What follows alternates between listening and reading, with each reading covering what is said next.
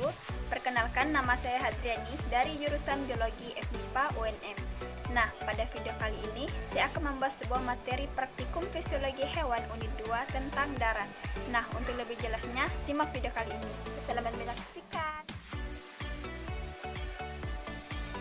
Darah merupakan cairan berwarna merah yang terdapat dalam pembuluh darah.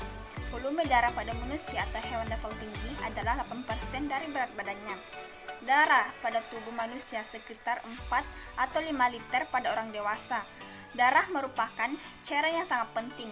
Tanpa adanya darah yang cukup, seseorang dapat mengalami gangguan kesehatan dan bahkan dapat mengakibatkan kematian.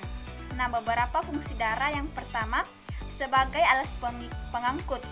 Salah satunya yaitu mengangkut oksigen dari alat pernapasan ke seluruh jaringan tubuh yang membutuhkan oksigen. Yang kedua, sebagai bentuk pertahanan tubuh dari infeksi berbagai kuman penyakit. Yang ketiga, menjaga stabilitas suhu tubuh dengan memindahkan panas yang dihasilkan alat-alat tubuh yang aktif ke alat-alat tubuh yang tidak aktif. Kemudian yang keempat, mengatur keseimbangan asam dan basa untuk menghindari kerusakan jaringan tubuh. Darah manusia mengandung dua komponen utama, yaitu 55% plasma darah atau cairan darah dan 45% sel-sel darah.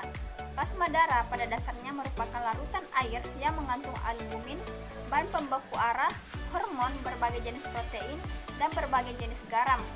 Zat yang terlarut dalam plasma dapat dikelompokkan menjadi beberapa macam, yaitu yang pertama, zat makanan dan mineral seperti glukosa, asam amino, asam lemak, serta garam-garam mineral.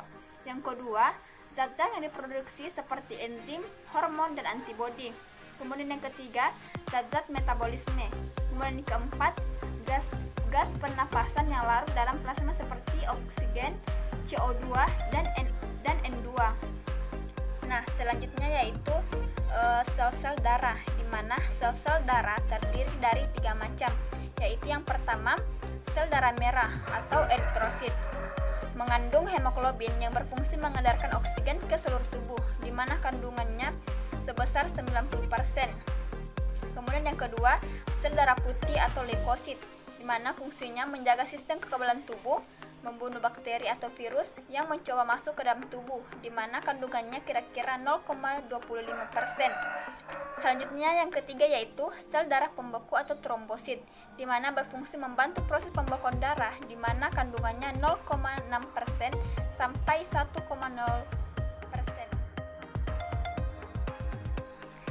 Adapun tujuan dilaksanakan praktikum ini yaitu untuk mengetahui apakah di dalam darah terdapat berbagai macam zat seperti protein, karbohidrat, lemak.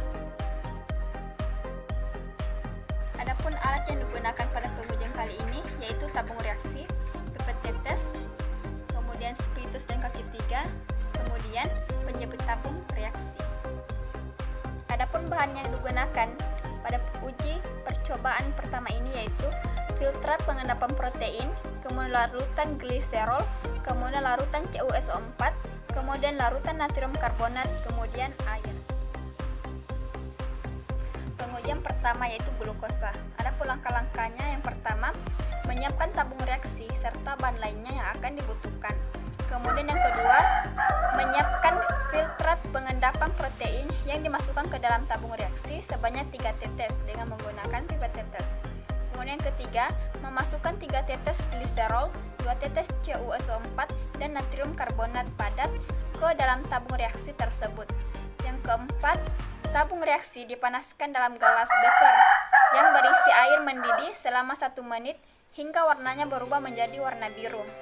Kemudian yang kelima, tabung reaksi dipanaskan lagi hingga warnanya berubah. Warna hijau menandakan tidak adanya glukosa, sedangkan warna merah menandakan adanya glukosa. Alat yang digunakan yaitu tabung reaksi, kemudian rak tabung reaksi, pipet tetes, kemudian penjepit tabung reaksi, kemudian corong, dan kertas saring. Adapun bahan yang digunakan, yang pertama serum, yang kedua NH42 kali SO4 22%, kemudian buret, kemudian NaCl 1%. Pengujian yang kedua yaitu globulin, di mana langkah pertamanya yaitu siapkan 1 ml serum dalam tabung reaksi. Kemudian yang kedua, menambahkan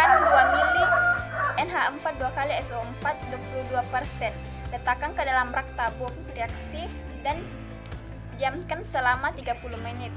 Kemudian yang ketiga, setelah didiamkan maka akan menghasilkan endapan globulin. Yang keempat, ambil endapan dengan kertas saring dan corong, gunakan beker gelas sebagai tempat filtrat.